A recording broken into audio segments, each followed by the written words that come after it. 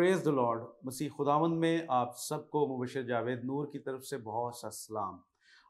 आज मुझे मौका मिला कि ग्रेस नेटवर्क टेलीविज़न पर आकर खुदावंद के कलाम की खिदमत कर सकूं, और मैं इसके लिए फ़र्स्ट ऑफ़ ऑल खुदा का शुक्र अदा करता हूं कि वो तौफीक देता है, वो ज़िंदगी देता है, वो सेहत देता है, वो मुमकिन बनाता है। और फिर हम ग्रेस नेटवर्क टेलीविज़न के शुक्रगुज़ार हैं जिन्होंने इन्विटेशन दिया। मैं पास्टर शारून के लिए भी शुक्रगुजार हूँ, पास्टर दानिश पीटर के लिए ख़ास तौर पर जो नौजवानी में खुदा ने अपने बंदा को चुना है ताकि वो इस प्लेटफॉर्म से खुदा उनके कलाम की खिदमत कर सकें और बहुतों तक इंजील का पैगाम पहुँचाने वाले बने। आज खुदावंद ने जो मेरे दिल में कलाम रखा है दौलतमंदी के हवाला से है। और इस ज़माना में हर शख्स चाहता है, उसकी ख्वाहिश है कि उसके पास दौलत हो। वो हर एक शख्स की ज़रूरत है कि उसके पास दौलत हो। लेकिन मेरे अजीज़ों, आज हम खुदा के कलाम में से सीखेंगे हमें कौन सी दौलत के लिए कलाम मोटिवेट करता है, कौन सी दौलत हमारे पास होनी चाहिए, हमें किस दौलत के साथ दौलतमंद होना है।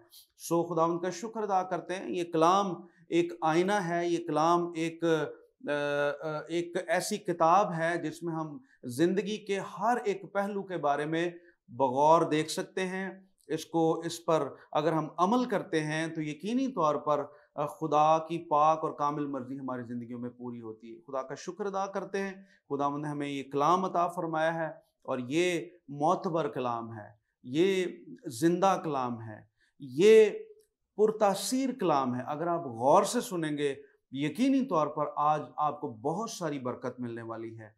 खुदा का कलाम आपकी ज़िंदगियों में तासीर करेगा, और खुदा का कलाम जब आप सुनेंगे यकीनी तौर पर आपकी ज़िंदगी पहले जैसी नहीं रहेगी। आज खुदा के कलाम के वसीले से आपकी ज़िंदगी बदलने वाली है। इसलिए जितना पॉसिबल हो, जितना मुमकिन हो, अपना ध्यान खुदा के कलाम की तरफ लगाएं।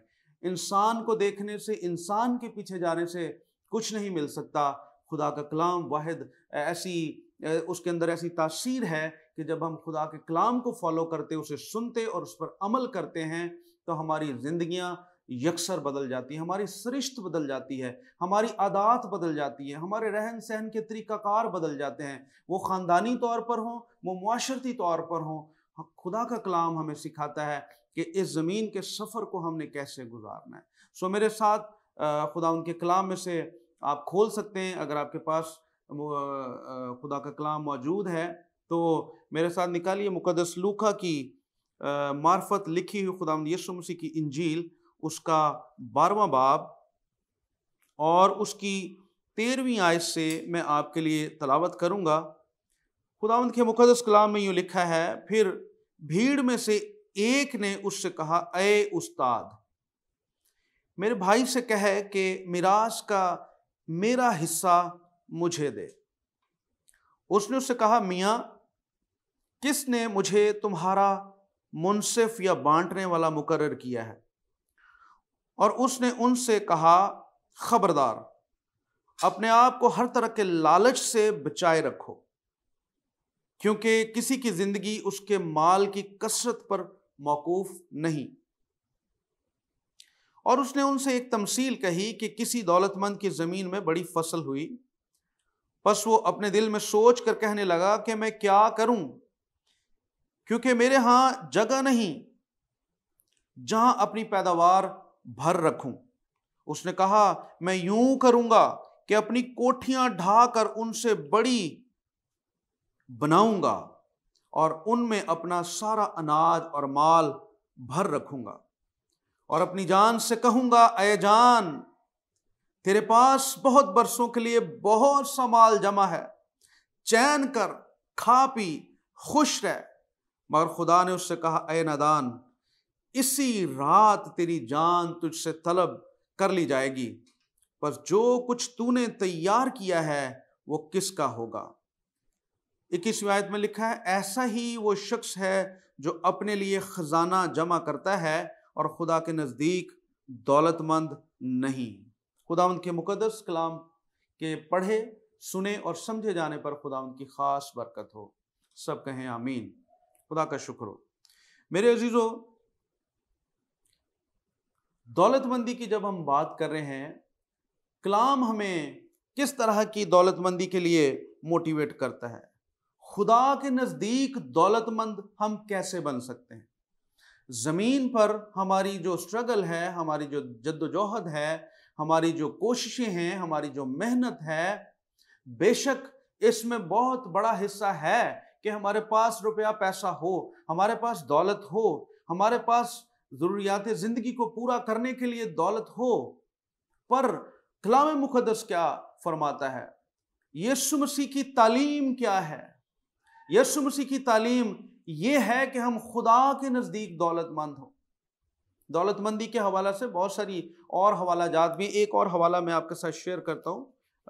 زبور کی کتاب میں سے ہم 49واں زبور ہے 49، اور اس کی میں آپ کے سامنے 10ویں آیت سے 12ویں آیت تک میں تلاوت کروں گا۔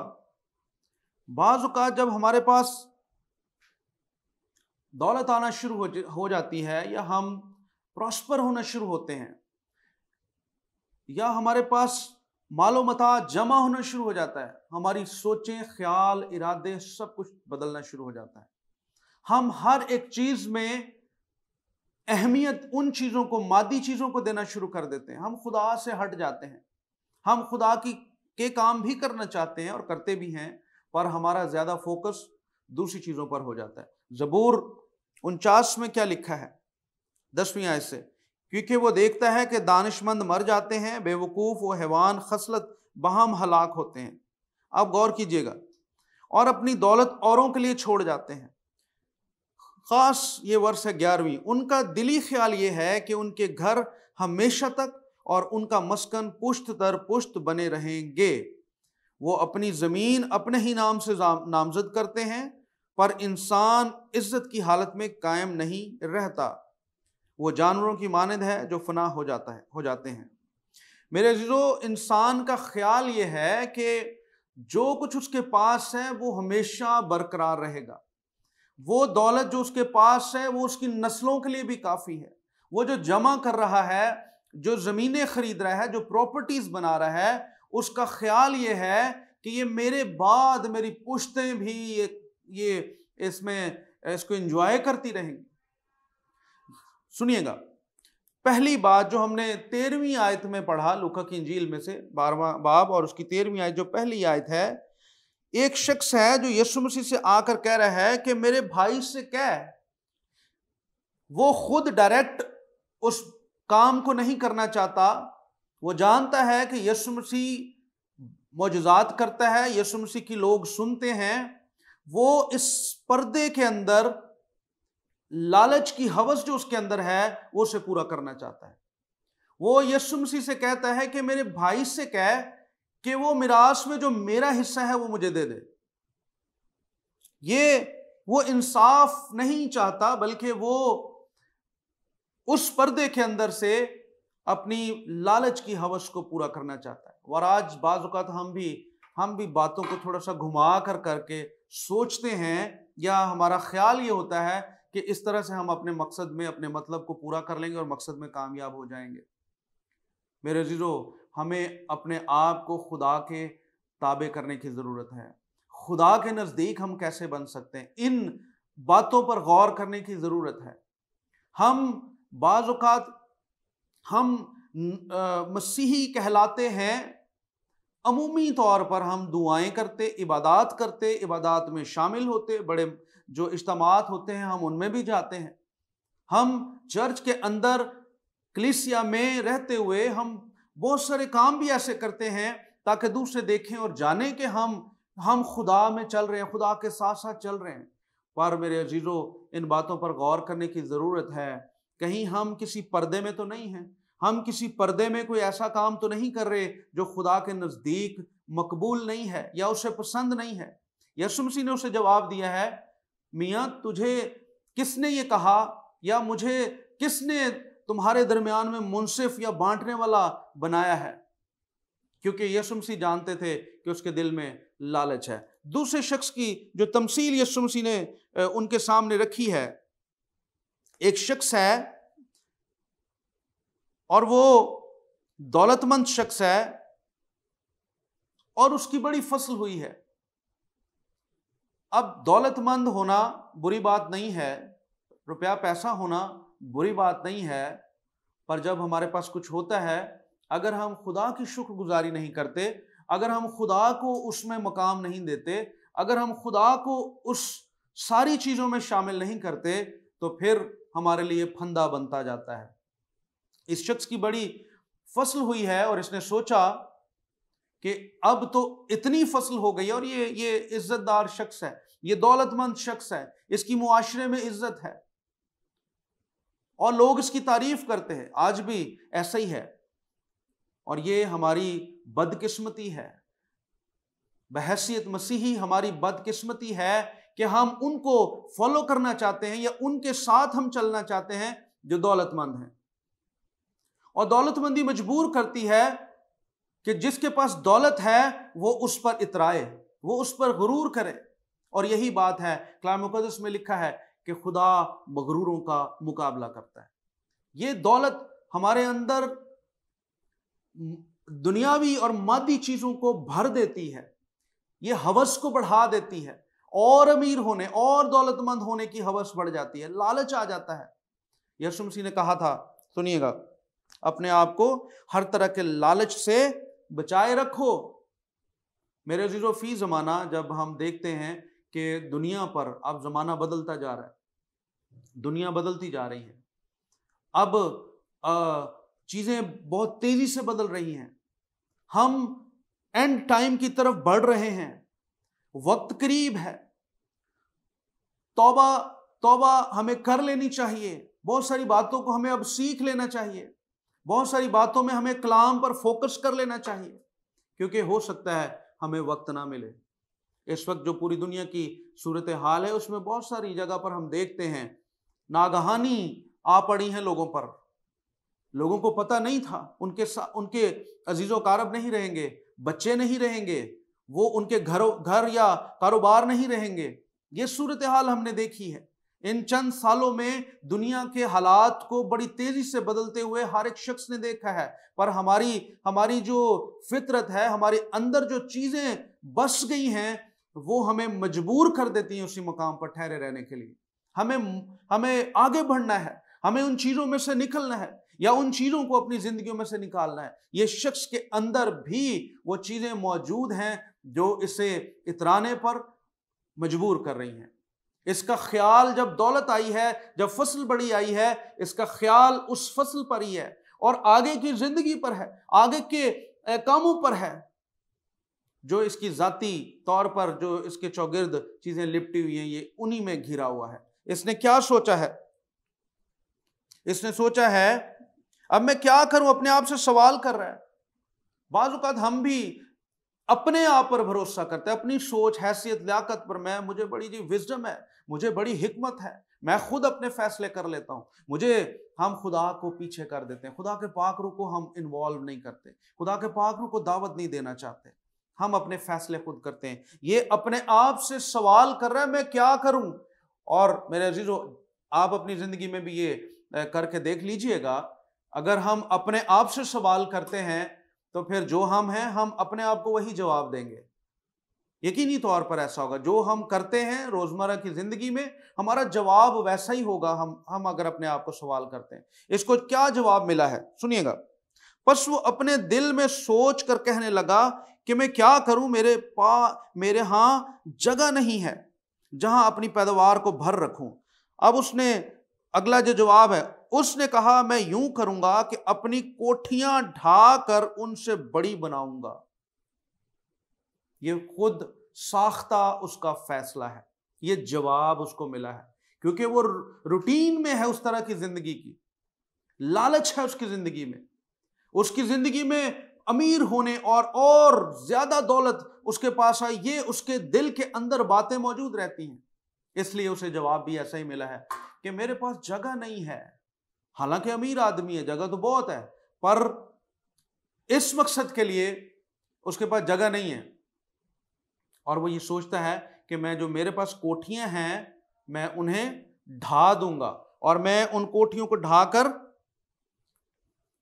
بڑی کوٹھیاں بنا لوں گا، کیونکہ وہ خود اس اس کو ضرورت نہیں ہے کسی سے مشورہ لینے کی، یہ سب کچھ اس کے پاس موجود ہے۔ اور آج میرے عزیزو خدا کا کلام ہمارے پاس موجود ہے، پر ہم خدا کو انوالو نہیں کر رہے۔ ہم کلام پڑھتے بھی ہیں، دعا بھی کرتے ہیں، ساری چیزیں ہوتی ہیں، پر پھر بھی ہم کیوں پست حالی کا شکار ہیں؟ پھر بھی ہم کیوں ہمارے وہ جو روحانی مقاصد ہیں وہ پورے نہیں ہوتے؟ کیونکہ ہم نے خدا کو مقام نہیں۔ اس شخص نے بھی ایسا ہی کیا ہے، اس نے ساری سچویشن میں ابھی تک خدا کو کوئی مقام نہیں دیا ہے۔ اس نے خود ہی فیصلہ کر لیا، خود ہی سوال کیا، خود ہی اس کو جواب مل گیا ہے۔ اور یہ کیا اس نے آگے سوچا ہے؟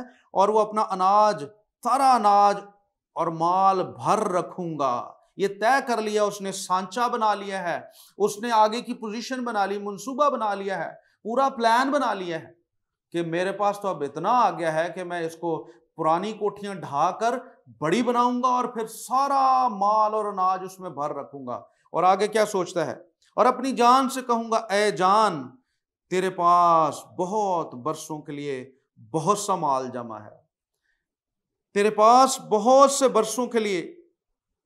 یہ خیالات اس کے اندر ہیں، یہ تصورات اس کے اندر جنم لے رہے ہیں، اب تو کوئی ضرورت ہی نہیں ہے، اب تو میرے پاس اتنا آ گیا ہے۔ یہ خیالات اس کو دوسری نیگیٹو منفی سوچیں اس کے اندر جنم لے چکی ہیں، اس کے اندر خوش قسمتی کا سیلاب اس کی زندگی میں بہہ رہا ہے۔ وہ بہت ساری ایسی باتیں اپنے اندر سوچ رہا ہے کہ اب تو میں خوش قسمت ہو گیا ہوں، اب تو میرے پاس دولت بھی ہے اور میرے پاس میری زندگی بڑی آرام سے گزر جائے گی۔ میرے عزیزو یاد رکھیے گا، اپنی جان سے کیا کہہ رہا ہے؟ چین کر کھا پی خوش رہ، چین کر کھا پی خوش رہ۔ آج کا انسان چین ہی ڈھونڈ رہا ہے، آج کا انسان خوراک کے لیے ترس رہا ہے، آج کا انسان زندگی گزارنے کے مشکل مراحل میں سے گزر رہا ہے، اور وہ اس کی خواہش ہے کہ اس کی زندگی میں اطمینان آ جائے، تو بھی انسان مادی ہی چیزوں کے پیچھے بھاگ رہا ہے اور خدا کے مقام کو نہیں سمجھ رہا، خدا کی حیثیت کو نہیں سمجھ رہا، اس کی جو نیکی ہے اس کو بروئے کار نہیں لایا جا رہا۔ کوئی بھی انسان جب خدا کو مقام دینا شروع کرے گا، خدا اسے مقام دینا شروع کر دے گا۔ میرے عزیزو یاد رکھیے گا، جب ہم خدا کو اپنی زندگیوں میں جگہ دیتے ہیں، خدا ہمارے مرتبے کو، ہماری جگہ کو بدل دیتا ہے، خدا ہمارے رتبوں کو بدل دیتا ہے۔ اس کی ذات پاک ذات ہے، اس کی ذات قدرت سے بھری ہے، اس نے سب کچھ، یہ نیکی اس نے ہم سے کی ہے جو ہم اس لائق نہیں تھے۔ ہم جو گھورے پہ پڑے ہوئے تھے، اس نے ہمیں اٹھایا ہے اور اس نے ہمیں شہنشاہوں کے ساتھ بٹھایا ہے۔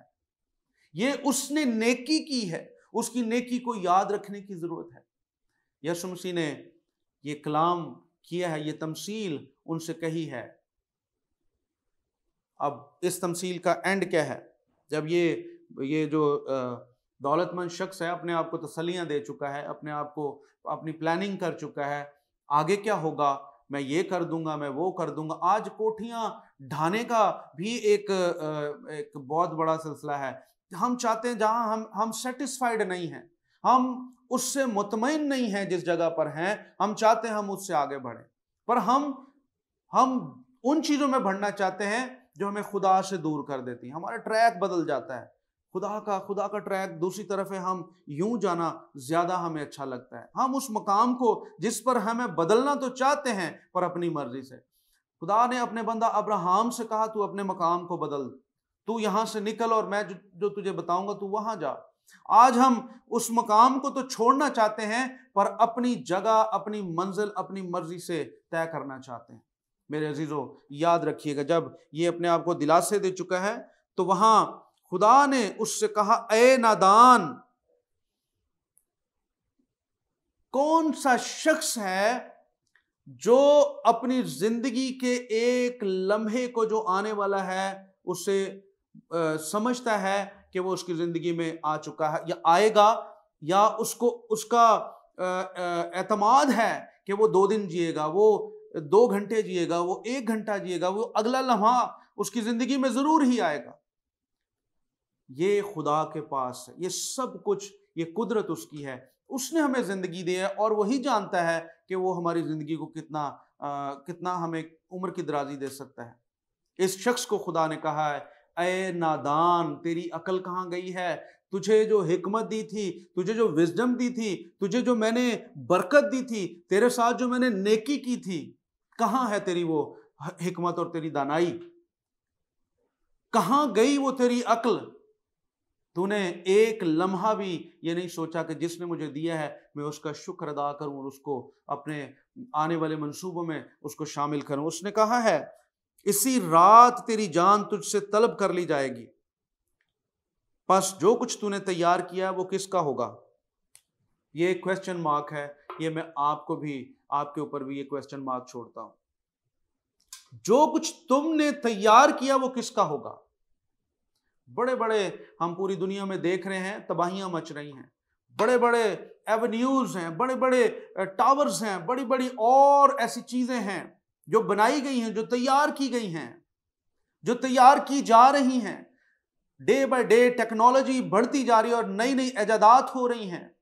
میرے عزیزو، یہ ساری رنگینیاں ہیں، یہ ساری اٹریکشنز ہیں، یہ ساری وہ چیزیں ہیں جو انسان کو اپنی طرف راغب کر رہی ہیں، مجبور کر رہی ہیں انہیں اپنا رخ ادھر کرنے کے لیے۔ لیکن میرے عزیزو، خدا نے اس شخص سے کہا کہ جو کچھ تو نے بنایا ہے، جو کچھ تو بنا رہا ہے، جو منصوبے تیرے ہیں، وہ کس کے کام کے ہیں، وہ کس کے کام آئیں گے؟ تو میرے عزیزو، آج یہی کوسچن میرے اوپر اور آپ کے اوپر ہے کہ جو کچھ ہمارے پاس ہے، کیا ہم خدا کی نظر میں دولت مند ہیں؟ خدا کے نزدیک دولت مند ہیں؟ ہم نے خدا کے ساتھ کتنی دعائیں، ہم کتنے گھٹنے ٹیکتے ہیں، ہم کتنے سجدے دن میں اس کے سامنے کرتے ہیں، ہم کتنی دفعہ اپنی پیشانی زمین پر لگا کر اپنی حلیمی کا، اپنے آپ کا اقرار کرتے ہیں کہ ہم ناچیز ہیں، ہم کچھ نہیں ہیں؟ کتنی دفعہ ہم کرتے ہیں؟ ہم کس بات میں دولت مند ہو رہے ہیں؟ ہم کتنے روزے رکھتے ہیں؟ کتنی برکت خدا نے ہم کو دی ہے؟ ہم روحانی طور پر کہاں پر ہیں؟ ہمارا مقام کیا ہے؟ ہمیں اس بات پر غور کرنے کی ضرورت ہے۔ خداوند کے کلام کو ہم اینڈ کرتے ہیں۔ آخری آیت ہے، ایسا وہ شخص ہے جو اپنے لیے خزانہ جمع کرتا ہے اور خدا کے نزدیک دولت مند نہیں ہے۔ ایسے خزانے کا کوئی فائدہ نہیں۔ ہمیں آج سے یہ سوچنا ہے کہ ہم خدا کے نزدیک دولت مند بنیں۔ خداوند آپ سب کو اس کلام کے وسیلے سے برکت دے۔ آئیے ہم دعا کریں، اور میری یہ دعا ہوگی کہ یہ کلام آپ کی زندگیوں پر اثر کرے اور آپ کی زندگیوں میں 100 گنا پھل آئے۔ اپنی آنکھوں کو بند کیجیے گا۔ ہمارے آسمانی باپ، ہم تیرا شکر ادا کرتے ہیں، تو نہایت رحیم اور قدوس ہے، اور تو ہماری دعاؤں کو سنتا ہے، تو بر وقت بولتا ہے، اور خداوند تیرا کلام پر تاثیر ہے۔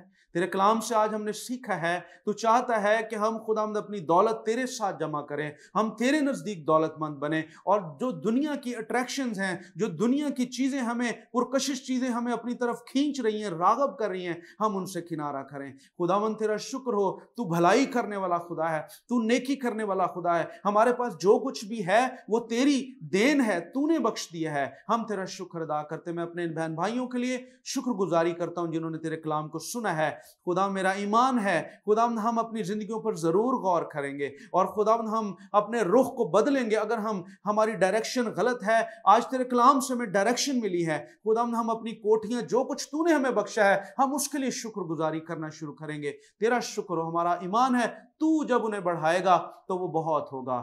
ہم خداوند تیرا شکر ادا کرتے ہیں گریس نیٹ ورک ٹیلی ویژن کے لیے، پاسٹر دانش پیٹر کے لیے، ان کی ساری ٹیم کے لیے۔